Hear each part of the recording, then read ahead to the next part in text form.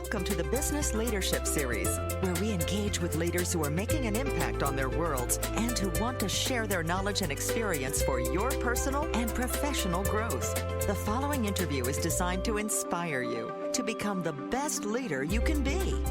Your host, Derek Champagne, is the founder and CEO of The Artist Evolution, a full-service agency building successful brands, marketing tools, and campaigns, and also the author of the best-selling book, Don't Buy a Duck. And now, let's begin today's Leadership Series interview. Welcome to the Business Leadership Series, where our goal is to inspire you to become the best leader that you can be. I'm excited right now about this interview that we have today, and we've done a few. This is one I'm particularly excited about, where I'm not excited about the situation, but I'm happy that we get to come together and learn from each other. I was thinking this morning about this cup that I'm drinking out of, this coffee cup. It's a kintsugi art, and I really love kintsugi art. What I love about it is it's a mosaic of broken pieces that come together for something much more beautiful. And in the Japanese art form, actually, these are really expensive. This is a replica, but I looked at getting one as a gift for a buddy who I bragged about it to, and I saw it was $700 for the cup. And they basically break them on purpose to put them back together with gold, and it's a more beautiful piece than when it started. And a lot of us right now are going through some tough and challenging times in our life. It's not the first time. It won't be the last. But that's one part of this piece on all of us. And we have a real opportunity to be intentional during this time to help each other, to be more selfless, to pray and to help and think through our resources for other people and come out of it with a really great story to tell that can make an impact for generations. And this will be something that we remember for a long time. It's going to be in history books. And as sad as it is, it's kind of cool that we get to be a part of it and help shape some of the outcome and how we respond at least to this. So Josh and Emily Saffran today, owners of the Gents Place in Bentonville, Arkansas. Those are our guests. Thank you so much for joining us. Thanks for having us. Hey, I want to just talk to you for a few minutes. You've done some videos, and we're on the video portion of this. We won't share on the radio, obviously, but we're going to share some of the videos you've done, and that caught my attention. We talked, and I said, man, I'd like to tell your story a little bit. So kind of, if you don't mind, just kind of start and tell us who you are. Let's get an understanding of who you are as people and what you're doing. And then, obviously, we've got to talk about kind of this wall that's happened to a few businesses, most in the world and the nation for sure. So, but first, if you don't mind introducing yourselves. So Josh and Emily Saffran, we are blended family, newly married, about 2 years, 6 kids. My wife is a nurse by trade, and I'm in the supplier community by trade. And we opened this business here in October 2018 called the Gents Place, which is a men's grooming and lifestyle club, a great place in Northwest Arkansas for gents to come in, get their hair cut, get a shoe shine, have a beverage, and network within the community. So we're very proud of what we've been bringing here from a community standpoint, and obviously everything right now is on pause as we all suffer through COVID-19 and the impact to Northwest Arkansas and all of the United States. Well, this is really surreal for me because I usually do these interviews and I talk to people about what happened way in the past, right? Business owners have been through speed bumps that I like to call them speed bumps in their lives or in their businesses. I've had several. And we're talking about in the past as wise people who learned our lessons, and now here we are to share our wisdom. Wow, we're in the middle of this right now. Like, we are in the middle of it. So it's so surreal right now. Tell me, I know the mindset of a business, of an entrepreneur. You have these grand ideas and you build a brand and you build the relationships and you get the doors open and you take care of your team and you hustle and you invest and you pay yourself last and you take care of your community and you do your marketing and you stay up late nights figuring things out. And sometimes it's in the line of credit. Sometimes it's and then you build it and things are going well. And you feel like you have something good going. You built something of value and you're really proud of it. It's part of your identity. And then for the first time for me ever, a global pandemic hits and pauses things. What has that done for your business? Where's your mind at right now? I think it's difficult. I mean, business is slowed and stopped and everybody's closed, no revenue coming in. I think what I'm most sad about right now is for our team. I don't call them employees. They are our team. We have 12 people here, part of our team, who right now are unsure of lots of things financially. And so they're on unemployment. They want to know that they have jobs when they come back. A large portion of their income is tied back to gratuities, and obviously that's not coming in right now. So it's a real sad time for people in the service industry in general who really are struggling to figure out, how do I pay my next bill that's coming in? Yeah, and we've been thinking through different layers of this. Is and there's the payment protection program and things like that that some businesses have been fortunate enough to get. Some are struggling to get them right now. There's a lot of confusion out there. That's a different conversation. But we've been talking through even those that do get it. That helps short term to help keep your employees for a few months. But then what happens when things lift? They're going to. And so, yes, you've maybe kept your team intact, but now you're going back to the environment where we've got to almost start over in some ways. You've got your relationships, you've got your foundation, but that's happening for our business. We've been around for almost 13 years. We're expanding to Atlanta in a week and a half. That's a done deal. We have a territory partner there. We're moving forward, but we're also going, hey, when this is on the other side of it, we're almost like a new business again in some ways, and we've got all that equity and relational equity in certain clients, but it's kind of a new landscape. What is your mindset going into like getting through this right now? Because we will, and then what does the other side look like for you? Just where you at with that thought process? I mean, we've had Zoom meetings with our team every single week. It's interesting; they're not employees right now, and it would have been very easy to say, "Hey guys, doors are shut. You're technically unemployed, and we'll figure this out as we go. Best of luck, and call us if you need anything." And we've still continued to be engaged with our team. We have ongoing group meet chats with them, and they're very appreciative of us who's being able to impart wisdom upon them around what do you do and what should you do and what do you do about unemployment versus the paycheck protection, everything else. And I think coming on the back end of that, it's going to be a much stronger business model because the team is going to come through this as one. And we talked about a little bit before we got on the air around going through difficult times, and those that rise, the cream rises to the top. And the Jen's Place in Bentonville is going to be much stronger coming out of this because of the passion and the teamwork that everybody's been a part of together. I want to add to that real quick. We talk all the time about doing something for someone who could never repay you and how that fills your cup in immense ways.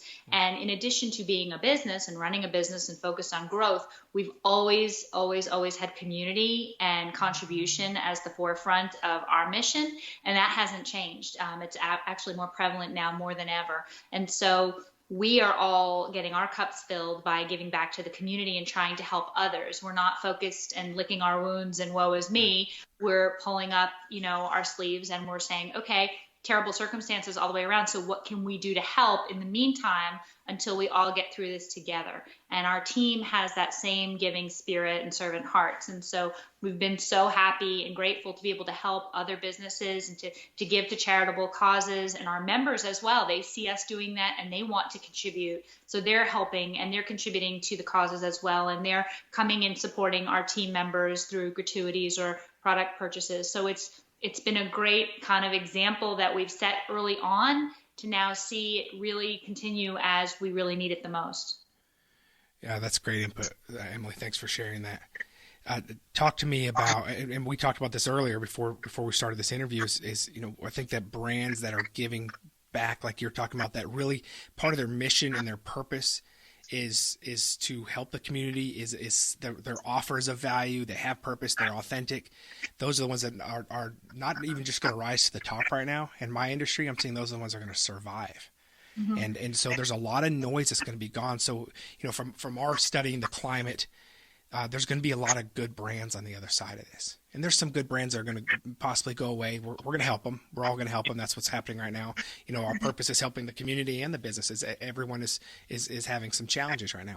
There's also a lot of opportunity out there. What are you doing right now to help? I know that you've done this video, and I'd love to hear more about that first video first.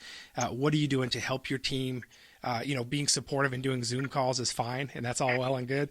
But we all know that sometimes some of the bills don't stop. At least I don't think there's been a pause on. Maybe people are pausing rent, but I don't know if the stores are giving away food right now or forgiving food bills. Maybe they are. So, what are you doing right now to at least help your team to drive at least some kind of revenue? We did a couple things. We have folks.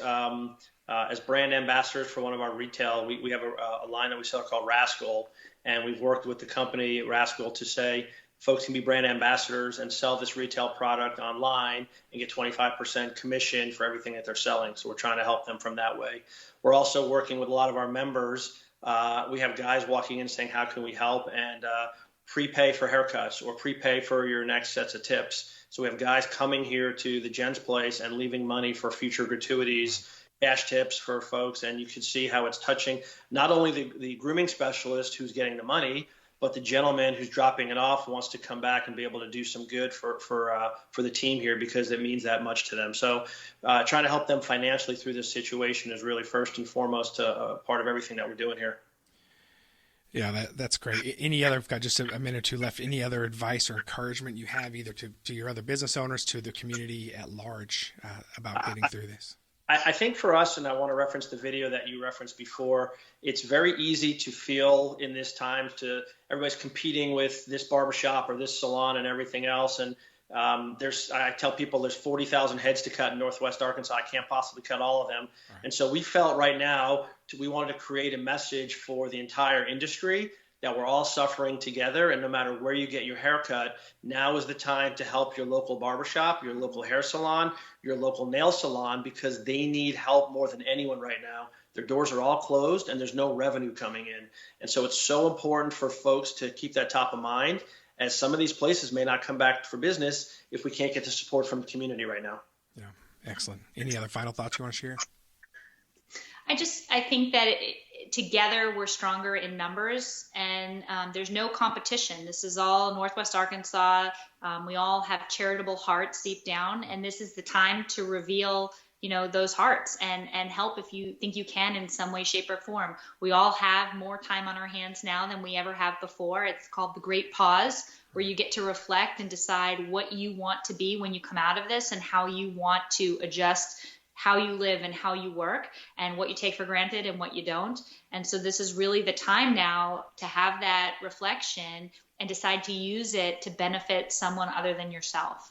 And I think that that's something that we all could take a page out of that pause and that book and apply. I think that's great advice. I was talking to somebody the other day and saying, what if a month ago we said the world could stop and we could either figure out how to build better value and better relationships, or talk to people that before weren't listening. I'll share personally. I didn't know either of you before this, and we're business neighbors. I wouldn't have met you if this hadn't happened. We met in a group that we were both part of, our business owners helping each other. I wouldn't have met you, and I may never have. And so there are things happening out of this where the world has actually stopped. And can you imagine that? It's sad that there's a downside, but the upside is this is a once-in-a-lifetime opportunity for us to reflect and meet and see what the values and the things in our life are and what's important. And for that, I'm thankful.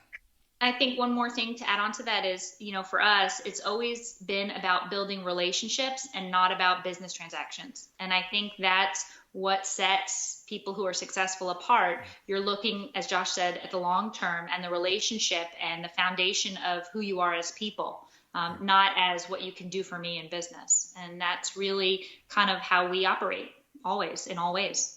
Yeah, that's great. Thank you so much. I appreciate both of you being here today. Can you share, is there a website that you'd like to share, or any final thoughts so our listeners can actually look into more about you? Sure. I mean, for the Gents Place specifically, thegentsplace.com, you can drop down and pick the Bentonville location to learn about memberships and some of the services that we offer. And we bring people in here and give them tours to show the very unique experience that they get here at the Gents Place. From a community standpoint, we're very supportive of givebacknwa.com. It's a great place right now on Facebook and on the website to be able to go in and find some of these local businesses, restaurants, nail salons, barbershops, et cetera, where you can buy and purchase gift cards that are very helpful to the success of all these businesses. So givebacknwa.com and thegentsplace.com. Support local NWA. And support local NWA as well, yes. Excellent. Thank you so much. And then, for our longer form for the video outside the radio, can you tell me a little bit about the second video that you did, and what was the purpose behind that? And it looked very fun. I was a little bit jealous, wishing I was there running around doing some things with you. But what was the thought on that? And then what's the purpose? It's interesting. These are tough times. These are difficult times. No matter your religious affiliation, your political affiliation, there's just so much emotion, so much stress right now with people. And Mike Shelton, who owns Uptown Barbershop, and myself, we said, let's try to have a little bit of fun because nobody's smiling and laughing right now. And we had this idea, what should Mike and Josh do next? And how do we say we're successful barbershop owners and now we have nothing to do? Why don't we try to sign up for the Olympics in 2021, which has been delayed? And we're very fortunate to partner the Gents Place with ESPN 99.5 and the Power Hour, and work with Aaron Peters and Ronnie Brewer and Wallace Spearman, and they were very happy to get involved and support having a little bit of fun in these very, very challenging times that we're going through. That's awesome. We'll play that video here next. So thank you so much again, Josh and Emily Saffran, owners of the Gents Place in Bentonville. Thanks for coming on and sharing your story, and I look forward to coming out of this and sharing again some of the post lessons we've learned here in a few months.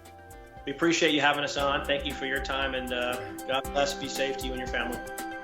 You've been listening to the Business Leadership Series, where we engage with leaders who are making an impact on their worlds and who want to share their knowledge and experience for your personal and professional growth. This interview was designed to inspire you to become the best leader you can be.